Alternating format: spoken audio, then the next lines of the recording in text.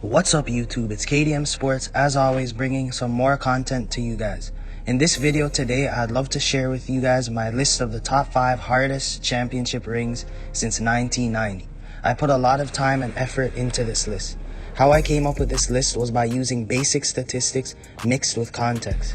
In all of my videos, I try to approach things in a simplistic way. These videos are not easy to make because so many people have so many different views on these things. I just try to respectfully share my opinions. Back to the topic at hand. What do I mean by basic statistics with context? When I talk about basic statistics, how I did this was by looking at each championship team since 1990 and looked at their playoff run. I looked at each team they faced throughout their run and their opponents' win-loss records.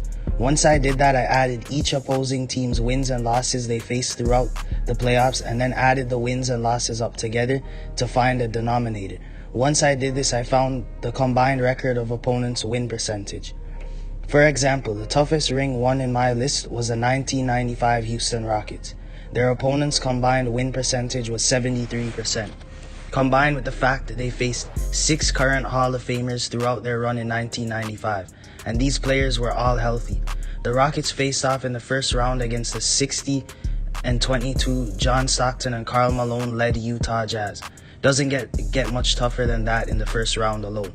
Then second round, they went up against the 59-23 Charles Barkley-led Phoenix Suns. In the Western Conference Finals, they then had to go up against another pair of great big men. The rebounding champion Dennis Rodman and the MVP of the league at the time, David Robinson, who led the San Antonio Spurs to the best record in the regular season with a 62-20 record. To cap off this run, Hakeem led the Rockets to a complete domination over the iconic duo of Hall of Famer Shaquille O'Neal and superstar at the time, Penny Hardaway. That's an impressive record. It stands out as the most impressive ring in my opinion in terms of resume. Combined record of opponents was 238 wins and only 90 losses. Crazy. Number 2 on my top 5 list is the 2011 Mavericks. Watching it as a kid was amazing because this was one of those seasons like the 1995 Houston Rockets where it was an unexpected champion. Nobody looked at the 2011 Mavericks and said this team should be the favorites to win. The favorites that year was a newly built super team consisting of the Big Three Miami Heat, with players all in their primes.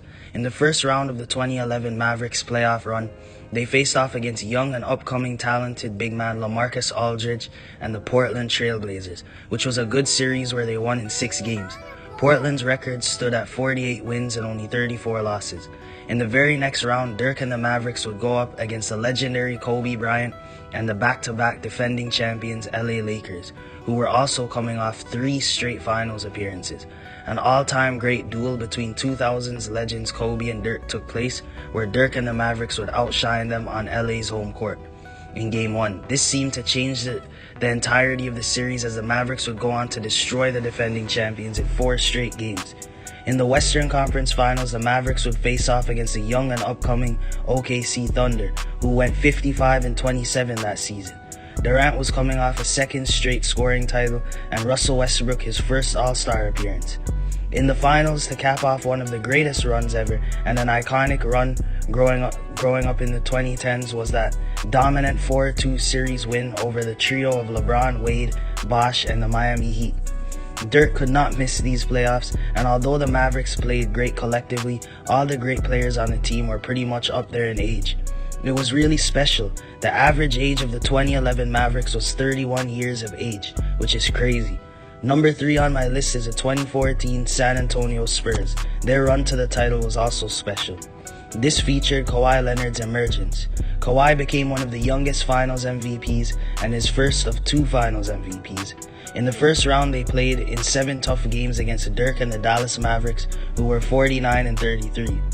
Second round, the Spurs went up against young Damian Lillard, LaMarcus Aldridge, and the Trail Blazers. Both players were also All-Stars during the season. The Blazers were 54-28. It took 5 games to take them out. In the Western Conference Finals, it was a matchup against Oklahoma City, led by the duo of superstars Kevin Durant and Russell Westbrook. Oklahoma went 59-23. It took just 6 games to dispatch Oklahoma, which speaks volumes to how good the Spurs were this year. because Kevin Durant and Russell Westbrook were definitely top 5 in their positions at this point in their careers. Durant was also the MVP during this season. Many people were even thinking whether Kevin Durant was the best player in the world during this time period. In the NBA Finals, it was a complete domination when San Antonio met up against the Miami Heat in a rematch of their previous meeting in the Finals a season prior. This was a team consisting of the Miami Big Three, LeBron, Wade, and Bosh, 3 Hall of Famers. Miami went 54 wins and 28 losses in the East. The combined record of all opponents faced during this championship run was 216 wins and 112 losses, a 66% win percentage, as well as a total of 6 Hall of Famers beaten during this run, and potentially a 7th, as Damian Lillard is a great player and could get in there someday. Number 4 on my list is a 2010 Lakers championship run.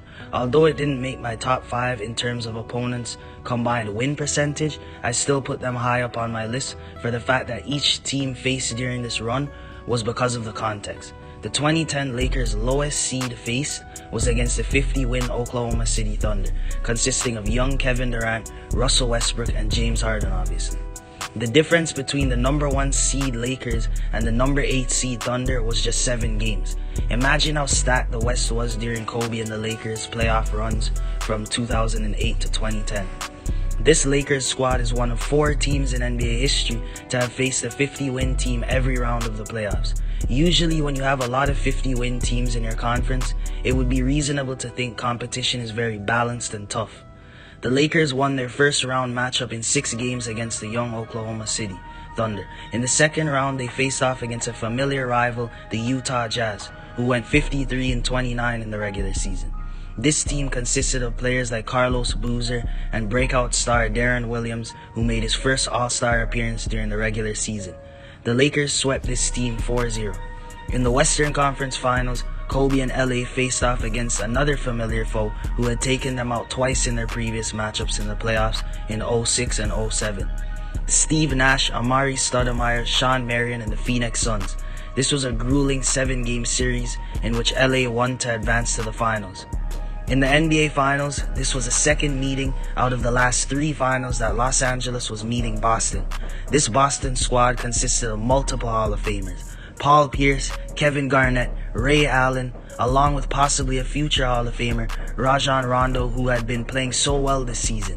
The Celtics went 50-32 during the regular season. The opponents' combined record was 207 wins and 121 losses, which was a win percentage of 63%.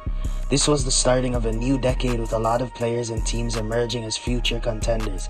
This Lakers squad also wasn't a super stacked team like some other championship teams. While still a good team, it was by no means a super team, and that's why I always found the late 2000s runs of Kobe and LA so special in hindsight. Number 5 on my top 5 list is our very own 2019 Raptors.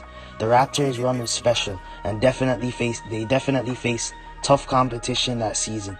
In round number 1, they faced a 42-40 Orlando Magic, led by first-time All-Star Nikola Vucevic, putting them away in 5 games as the Raptors should.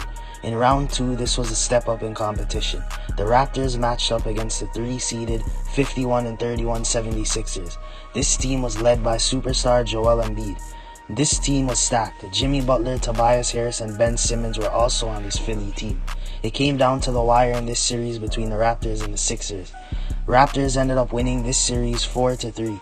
In the Eastern Conference Finals, Toronto would face off against the 1-seeded 60-win and 22 losses Milwaukee Bucks, team led by reigning MVP and future Hall of Famer Giannis Antetokounmpo and Chris Middleton, who was also a first-time All-Star this season. The Toronto Raptors won this series impressively in 6 games. To cap off this legendary Kawhi and Raptors run, they would face off against back-to-back NBA champions Golden State Warriors. Although the Warriors were not fully healthy, they still had Steph and Draymond. They also had Klay for a few games until he finally went down with his season-ending injury. Kawhi and the Raptors once again won in 6 games to bring home a first-ever NBA championship to the city. Opponents' combined record was 210 wins and 118 losses, culminating in a win percentage of 64%.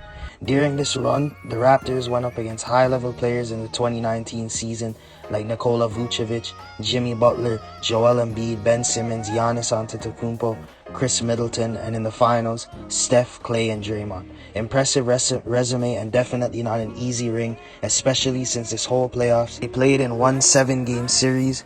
Every other round, the Raptors dominated. This is my top 5 list of toughest rings since 1990. Thank you guys for listening to me talk and share my opinion. As always, make sure to subscribe, like, share, and if you've got any opinions, feel free to leave it in the comment section below.